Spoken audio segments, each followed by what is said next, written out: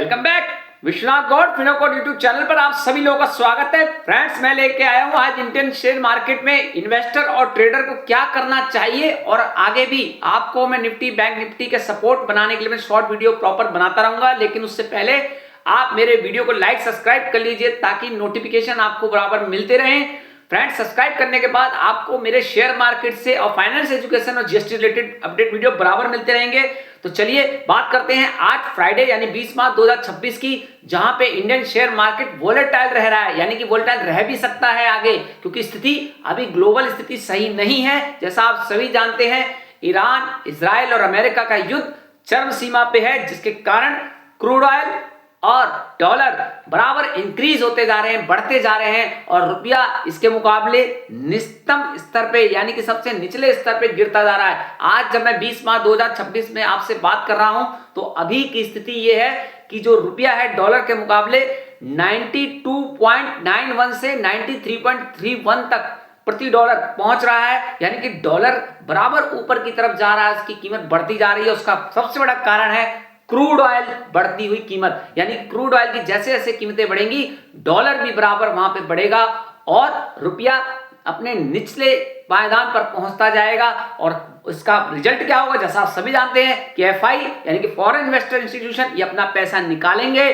और क्योंकि हमारे डीआई उसको सपोर्ट देने के लिए वहां बाइंग करेंगे। लेकिन मैं आपको पहले बता दूं कि पोजीशन आज भी इंडियन शेयर मार्केट की हमेशा ऐसी रही है, लास्ट के कुछ सालों का रिकॉर्ड है कि एफआई ग्रेटर देन डीआई। यही कारण है कि Indian share market totally depend होती है अमेरिकन शेयर बाजार के ऊपर, क्रूड ऑयल के ऊपर, डॉलर के ऊपर। तो यहाँ पे दोनों ही तीनों स्थिति अगर देखें आज की डेट में, डॉलर भी बढ़ रहा है क्योंकि क्रूड ऑयल बढ़ रहा है, क्रूड ऑयल का प्राइस बढ़ रहा है, तो फिर यहाँ पे डॉलर का प्राइस बढ़ रहा है, डॉलर का प्राइस बढ़ रहा है तो रुपए की कीमत गिर रही है। रुपए की कीमत गिर रही है तो एफआई क्या करेंगे, पैसा डालेंगे? जी नहीं, एफआई पैसा निकालेंगे और होगी पैनिक सेलिंग। और आप उसके चक्कर में कृपया लॉन्ग टर्म इन्वेस्टर जो है पैनिक सेलिंग ना करें, क्योंकि अब आपको सपोर्ट देना है इंडियन शेयर मार्केट को, पेशेंस रखना है, अपने रिस्क के हिसाब से आपको यहाँ पे शिफ्ट करनी है। फोमो में आके कोई भी आपको यहाँ पे बाइंग नहीं करनी है। जैसे कि आज थोड़ा गैप अप में खुला है फ्राइडे को, तो मैं ये कहना चाहता हूं कि ज्यादातर हमारे फ्राइडे लास्ट के कुछ दिनों में ब्लैक फ्राइडे के रूप में मनाए गए हैं, यानी मार्केट बहुत गिरा है फ्राइडे के दिन, क्योंकि आज गैप अप हुआ है। तो ओबियसली हो सकता है जाते जाते मार्केट हमें फॉल डाउन भी दिखा जाए। तो यहाँ पे जो इंट्रा ट्रेडर हैं वो बाइंग करने में थोड़ी सी सावधानी रखें, फोमो में आके हैवी बाइंग ना लगाएं, और stop loss hardly stop loss maintain करें, ताकि जब मार्केट 3.20 तक गिरने की स्थिति में आए तो वो अपनी पोजीशन को सही रिस्क के हिसाब से काट सकें।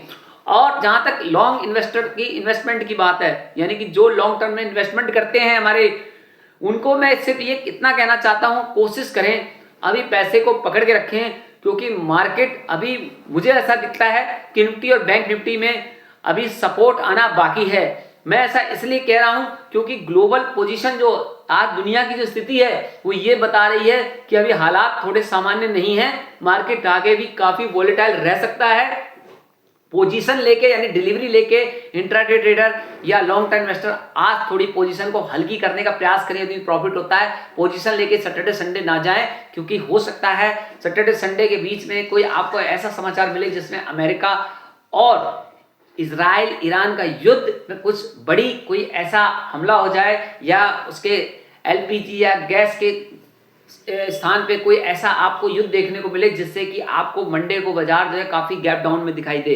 तो इस स्थिति से बचने के लिए आप आज कोई डिलीवरी ले जाने की जहां तक है कोशिश ना करें, हल्की सिप रखें। लॉन्ग टर्म इन्वेस्टर और इंट्रा ट्रेडर जो है स्टॉप लॉस को जरूर लगाएं।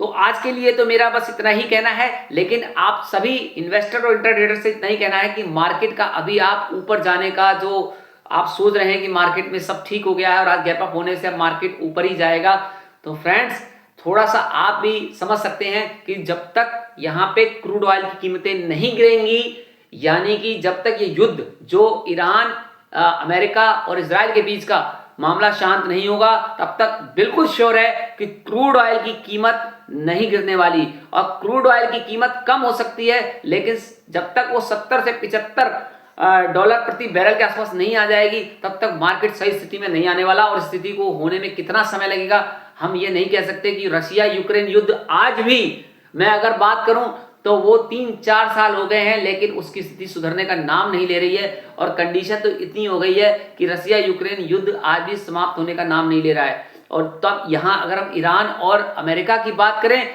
तो ये युद्ध भी इतनी जल्दी थमता हुआ नहीं दिख रहा है। तो हो सकता है युद्ध लंबा जा सकता है या हो सकता है ये कुछ दिनों में खत्म भी हो जाए। ये डिपेंड करता है ईरान और अमेरिका के ऊपर। तो आपके ऊपर तो ये डिपेंड करती ही नहीं इसका मतलब मार्केट, क्योंकि मार्केट टोटली क्रूड ऑयल और गैस पर डिपेंड है और ये इसका पूरा रास्ता स्ट्रेट ऑफ हॉर्मुज यानी कि ईरान के हाथ में है। और अमेरिका और ईरान में जिस दिन कंप्रोमाइज होगा उसी दिन मार्केट आपको गैप अप दिखाएगा, लेकिन स्थिति अभी नहीं दिख रही है ऐसी।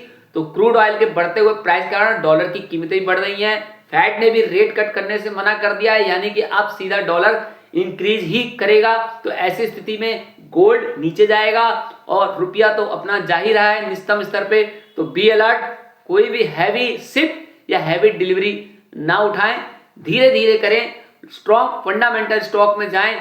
5 से 10% या ज्यादा मार्केट नीचे 20% फॉल डाउन करता है जिस दिन, उस दिन 20% के आसपास अपनी शिप करें। सो ये लॉन्ग मेरा लॉन्ग टर्म इन्वेस्टर के लिए है। इंट्रा ट्रेडर भी संभल कर चलें, फोमो में कोई बाइंग ना करें। So thank you, have a nice day.